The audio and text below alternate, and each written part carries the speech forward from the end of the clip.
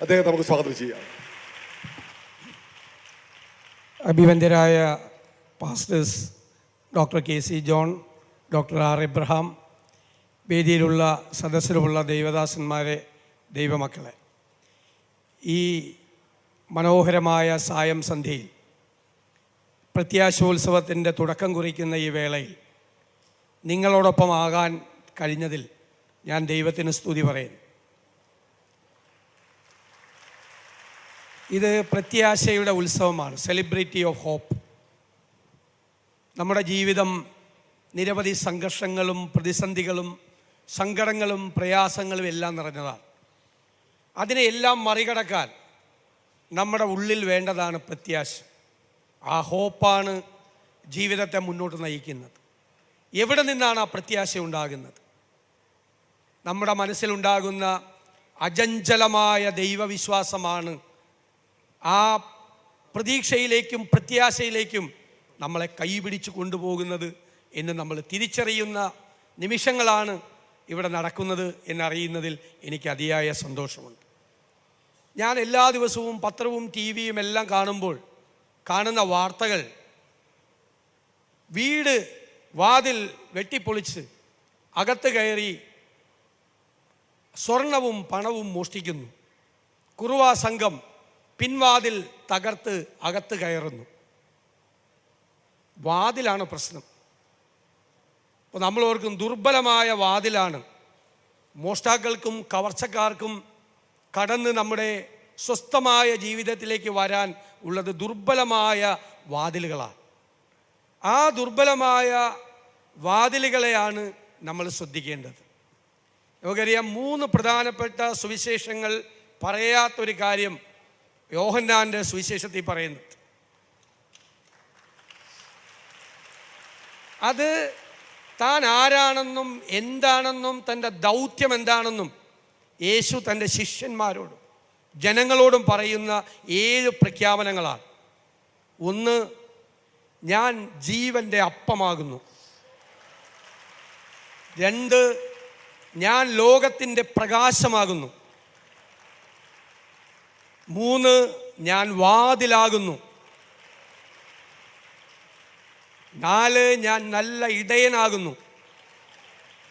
5, ഞാൻ തന്നെ പുനരുത്ഥാനവും ജീവനുമാകുന്നു.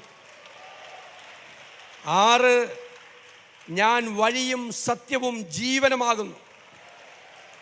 7, ഞാൻ സാക്ഷാൽ മുന്തിരിവള്ളിയും എൻ്റെ പിതാവ് അതിൻ്റെ തോട്ടക്കാരനുമാകുന്നു. അതിലെ 3-ാമത്തെ വാക്കാണ് പ്രധാനം. ഞാൻ വാതിലാകുന്നു.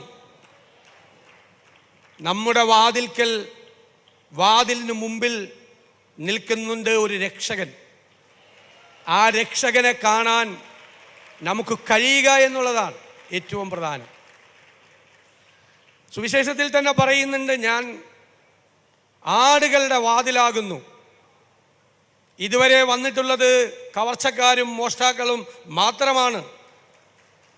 ഞാൻ വാതിലാകുന്നു. ഈ വാതിലിലൂടെ അകത്ത് കയറുകയും പുറത്തിറങ്ങുകയും ചെയ്യുന്നവർ പുതിയ സ്ഥലങ്ങളിലേക്ക് പോകും. അതൊരു വലിയ വിശ്വാസ പ്രഖ്യാപനമാണ്.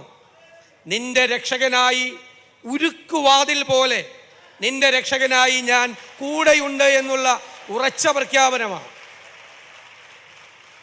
അമേരിക്കയിൽ അടിമത്വം അവസാനിപ്പിച്ച പ്രസിഡന്റായിരുന്നു എബ്രഹാം ലിങ്കൺ. സംഘർഷം നിറഞ്ഞ നാളുകളായിരുന്നു അമേരിക്കൻ പ്രസിഡന്റിൻ്റെ. സിവിൽ വാർ, ആഭ്യന്തര കലഹം, ഒരുപാട് പ്രശ്നങ്ങൾ, ഒരുപാട് എതിർപ്പുകൾ. അതിനെയെല്ലാം മറികടന്നത് അദ്ദേഹം തൻ്റെ ഓഫീസ് മുറിയിൽ ഇരുന്ന് പ്രാർത്ഥിച്ചുകൊണ്ടാണ്. അദ്ദേഹം ഒരിക്കൽ പറഞ്ഞു, ഞാൻ പ്രതിസന്ധികളിൽപ്പെട്ട് നട്ടം തിരിയുമ്പോൾ ഞാൻ വാതിലിലേക്ക് നോക്കും. അപ്പോൾ വാതിൽ തുറന്ന് എൻ്റെ രക്ഷകൻ കടന്നു വരുന്നതായി എനിക്ക് അനുഭവപ്പെടും.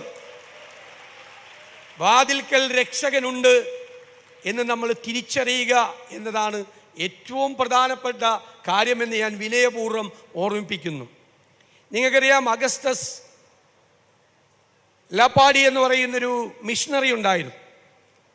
അദ്ദേഹം സുവിശേഷ പ്രവർത്തനം കഴിഞ്ഞ് തിരിച്ച് നടന്നു വരുമ്പോൾ വലിയ ചുഴലിക്കൊടുങ്കാറ്റ് ആഞ്ഞടിക്കുക, മേൽക്കൂരകൾ പറന്നു പോകുന്നു, വൃക്ഷങ്ങൾ തകർന്നു വീഴുന്നു, കെട്ടിടങ്ങൾ തകർന്നു വീഴുന്നു. അപകടത്തിൽപ്പെട്ടു എന്ന് ബോധ്യമായപ്പോൾ അദ്ദേഹം വഴിയരികിൽ കണ്ട ഒരു പാറയോട് ചേർന്ന് നിന്നു. പാറയിൽ വന്ന് കൊടുങ്കാറ്റ് ആഞ്ഞടിച്ചു. പാറയ്ക്ക് ഒന്നും സംഭവിച്ചില്ല. അദ്ദേഹം രക്ഷപ്പെട്ടു. അതിനുശേഷം അദ്ദേഹം എഴുതിയ മനോഹരമായ ഒരു ക്രൈസ്തവ ഗാനമുണ്ട്. Rock of ages cleft me, let me hide in myself in tea.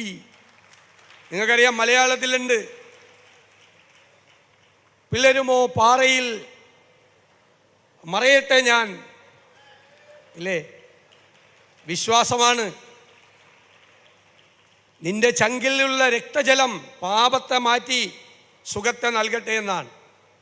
അപ്പോൾ ഏത് കൊടുങ്കാറ്റിലും ഏത് കാറിലും കോളിലും നമ്മളെ പിടിച്ചു നിർത്തുന്നത് നമ്മുടെ വിശ്വാസവും നമ്മുടെ പ്രത്യാശയുമാണ്. അതാണ് മഹാത്മാഗാന്ധി ഏറ്റവും കൂടുതൽ ക്രിസ്തു സ്വാധീനിച്ചിട്ടുള്ള ആളാണ്. ഏറ്റവും കൂടുതൽ റവറൻഡ് മാർട്ടിൻ ലൂതർ കിങ് ക്രിസ്തു ഏറ്റവും കൂടുതൽ സ്വാധീനിച്ചിട്ടുള്ള ആളാണ്. ഈ 2000 വർഷക്കാലം ഈ ലോകത്ത് ക്രിസ്തു സ്വാധീനിക്കാത്ത ഏത് പ്രത്യയശാസ്ത്രമാണ് ഉണ്ടായിരിക്കുന്നത്? വെറുപ്പിനെയും വിദ്വേഷത്തിനെയും ദൂരെ കളയാനുള്ള സ്നേഹത്തിൻ്റെ പ്രഖ്യാപനം നടത്തിയ ആളാണ് ക്രിസ്തു.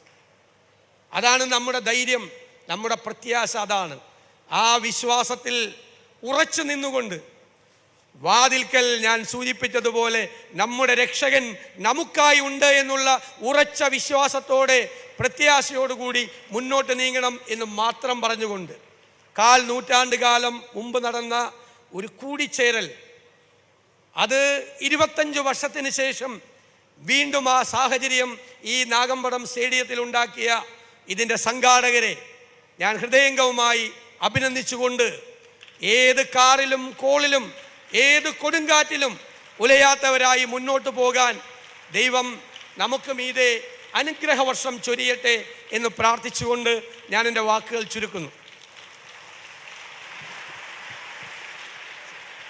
നമ്മുടെ കരങ്ങളെ അടിച്ച സാറിനോടുള്ള നന്ദി നമുക്ക് രേഖപ്പെടുത്താം.